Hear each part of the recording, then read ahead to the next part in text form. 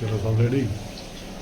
না না না, তো রেডি করছিল যখন একদম ডাল বড়া বসিয়েছি এখানটা, ডাল বড়া। আর এখানে এই যে ছোলার ঘুগনি, চানার ঘুগনি, ডালটা মানে ডালটা তো দুপুরবেলা সব রেখে মানে একেবারে ম্যাগনেট করে রেখেই দিয়েছিলাম, সব রেডি করে সব কেটে কুটে কেটে। এটা উল্টাচ্ছেও না। চলো, আর এখানে এই যে ফল একটুখানি, এই যেখানে ফলও কেটে নিয়েছি, যা ছিল পেয়ারা, একটু আনারস, কলা, আর এখানে খেজুর, আর একটু কাঁচা নিয়ে নেবো।